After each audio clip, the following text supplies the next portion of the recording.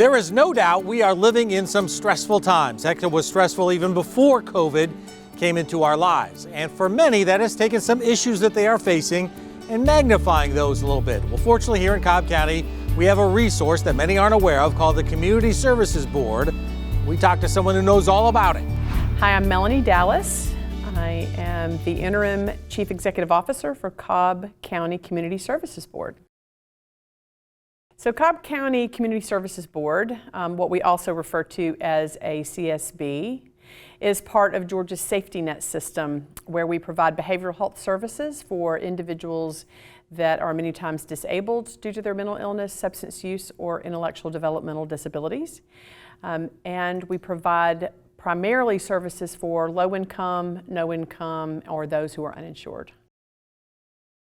So with COVID, I think with many individuals, as we experience a lot of change or issues that are unexpected and unplanned, there's a lot of fear and anxiety. The unknown, which there is a great unknown with COVID, calls us to deal with issues we haven't had to deal with before, that we've never had to address. So we're seeing increased fear, anxiety, nervousness, tension, a lot of stress. In individuals who do have illness, we see an exacerbation of some of those symptoms. So they have more symptomatology than maybe normal. Even if they've managed their mental health, substance use issues effectively, they may be really having a challenge through this. And the isolation that comes with managing this pandemic also has led to lots of feelings of loneliness and disconnection. To be able to continue services during COVID, our teams have been considered essential workforce.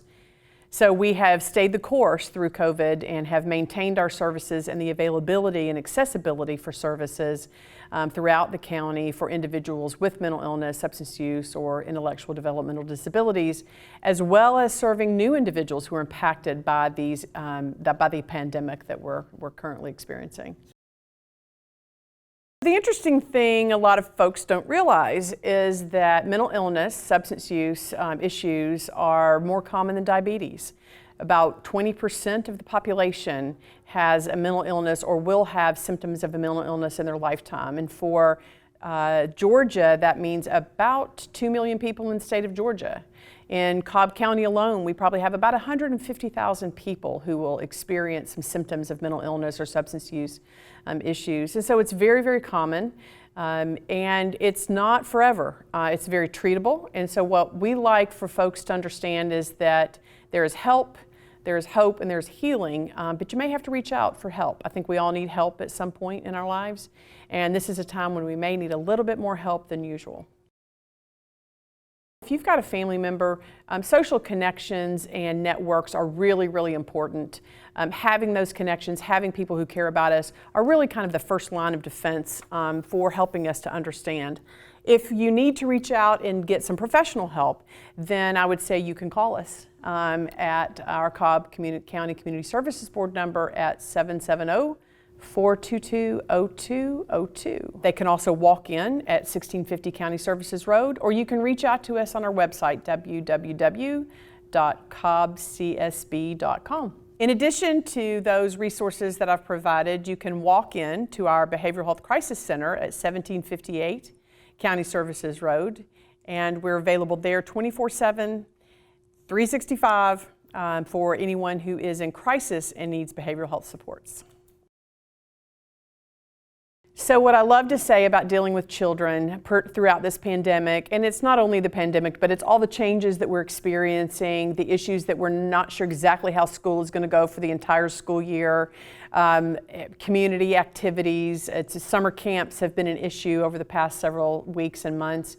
As go the parent, so goes the child.